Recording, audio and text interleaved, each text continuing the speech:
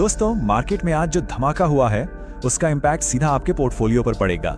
अभी अगर आपने ये अपडेट मिस की तो बाद में सिर्फ रिग्रेट होगा। Welcome to our channel smart retailer Amit. अगर आप इस चैनल पर नए हैं तो प्लीज सब्सक्राइब कर लीजिए ताकि स्टॉक मार्केट की कोई भी बड़ी अपडेट, न्यूज या ब्रेकिंग एनालिसिस आप मिस ना करें। चलिए बिना टाइम वेस्ट किए शुरू करते हैं। क्या यकीन होगा अगर कोई कहे कि उसकी सारी सफलता, आज उसके पास जो कुछ भी है, वो सालों पहले पढ़ी गई बस एक कहानी की वजह से है।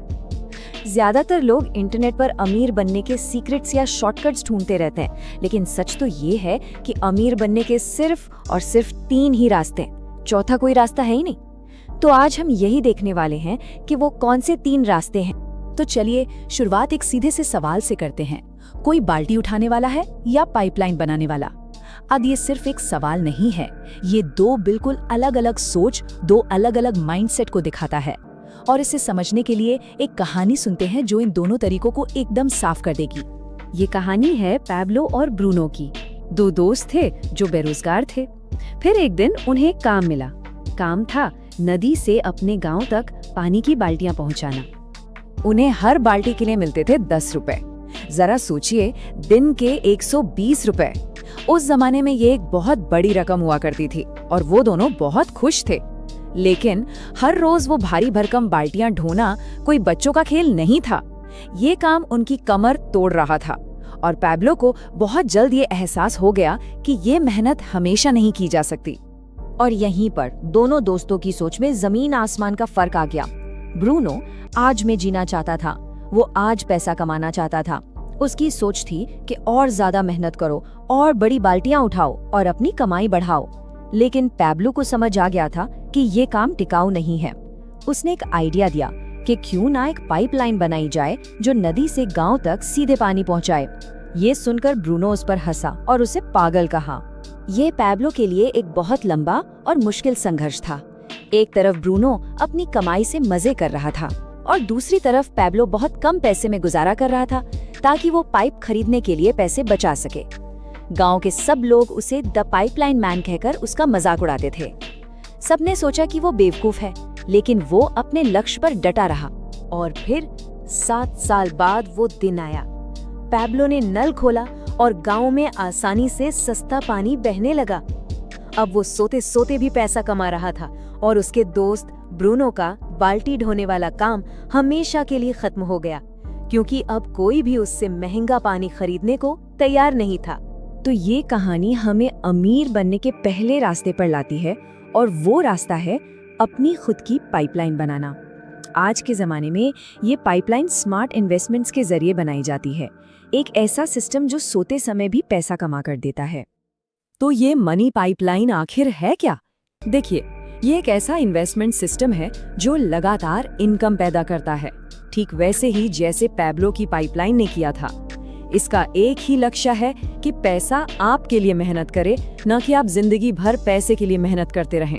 चलिए इसे एक छोटे से उदाहरण से समझते हैं। मान लीजिए कोई हर महीने एक SIP यानी सिस्टमैटिक इन्वेस्टमेंट प्लान में सिर्फ 5,000 रुपए डालना शुरू करता है। अगर इस पर सालाना 15% का रिटर्न भी मिले तो भी 7.5 लाख रुपए तक पहुंचने में 7 साल लग जाते हैं। सुनने में ये थोड़ा धीमा लग सकता है ना? लेकिन अब देखिए कंपाउंडिंग का जादू, मतलब आपके मुनाफे पर भी मुनाफा कमाने का असर। बस अगले 3 सालों में यानी 10वें साल तक ये रकम लगभग 2 गुनी होकर 14 लाख रुपए हो जाती है। जो काम पहले 7 साल में हुआ वो अब सिर्फ 3 साल में हो गया। क्यों? क्योंकि अब आपका पैसा भी आपके लिए पैसा कमा रहा है और ये रफ्तार तो बढ़ती ही जाती है। अगले सिर्फ 2 सालों में यानी 12वें साल तक इसमें 7 लाख रुपए और जुड़ जाते हैं और कुल रकम 21 लाख हो जाती है। यही है कंपाउंडिंग की ताकत। आपकी पैसे की पाइपलाइन समय के साथ और भी मजबूत होती जाती है। तो ये पाइपलाइन बनाने के लिए कौन से साधन हैं? देखिए, कई तरीके हैं। ETFs में निवेश किया जा सकता है जो एक ही बार में कई बड़ी कंपनियों में पैसा लगाता है, या फिर REITs में जो आपको बड़े बड़े रियल एस्टेट प्रोजेक्ट्स का एक छोटा सा मालिक बना के किराया या डिविडेंड दिलाता है, या InvITs जो इंफ्रास्ट्रक्चर प्रोजेक्ट्स जैसे हाईवे या पावर लाइन से होने वाली कमाई का हिस्सा देते हैं। मुद्दा ये है कि अपनी पाइपलाइन बनाने के लिए आज ही निवेश शुरू करना होगा। अब आते हैं दूसरे रास्ते पर, जो शायद पहले वाले से भी ज्यादा जरूरी है। ये रास्ता इस बात पर जोर देता है कि कितना पैसा कमाया गया, इससे कहीं ज्यादा जरूरी ये है कि कितना पैसा बचाया गया और उसे सही तरीके से मैनेज किया गया। इन उदाहरणों को देखिए। माइकल जैक्सन ने करोड़ों अरबों कमाए, लेकिन $500 मिलियन के कर्ज में उनकी मौत हुई। भारत में भगवान दादा अपने जमाने के सबसे महंगे एक्टर्स में से थे। 25 कमरों का बंगला था उनके पास, लेकिन वो एक छोटी सी चौल में रहने को मजबूर हो गए। यहाँ तक कि केबीसी में 5 करोड़ जीतने वाले सुशील कुमार ने भी अपनी सारी दौलत गंवा दी। तो यहाँ सबसे जरूरी बात क्या है? वो ये है कि अमीर लोग बैंक में पड़े कैश की चिंता नहीं करते। वो अपनी नेट वर्थ यानी अपनी कुल संपत्ति बनाने पर ध्यान देते हैं। वो हर उस रुपए को दोबारा इन्वेस्ट करते हैं जो उनकी जरूरतों से ज्यादा होता है, ताकि उनकी पैसे की पाइपलाइन और भी मजबूत हो सके। और अब तीसरा और आखिरी रास्ता। ये रास्ता मेहनत के बदले पैसा कमाने से हटकर हाई वैल्यू वाले रेयर स्किल्स के बदले पैसा कमाने पे फोकस करता है। इस तुलना को जरा देखिए।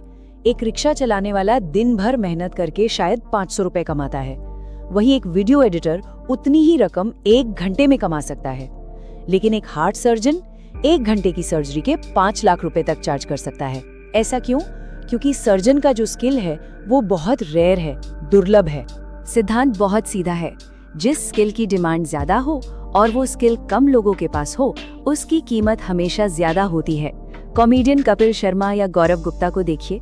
वो 1 घंटे के शो के लिए लाखों कमाते हैं, क्योंकि उनका हंसाने का हुनर रेयर है और उसकी डिमांड बहुत ज्यादा है।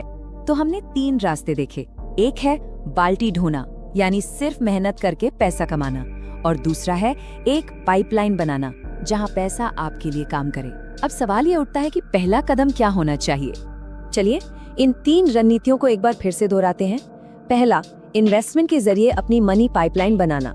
दूसरा, सिर्फ कमाई पर नहीं बल्कि अपनी कुल संपत्ति यानी नेटवर्थ बढ़ाने पर ध्यान देना। और तीसरा, एक ऐसा स्किल सीखना जो बहुत रेयर हो और जिसकी मार्केट में भारी डिमांड हो।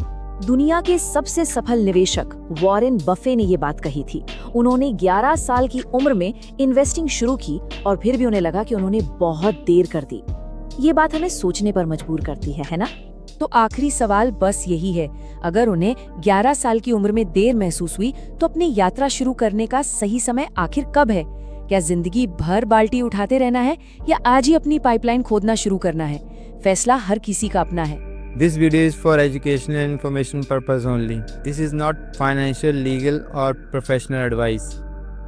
We are not SEBI registered advisor or experts, and viewers should conduct their own research and consult qualified professionals before making any financial decisions. The channel is not liable for any losses or damages arising from the use of this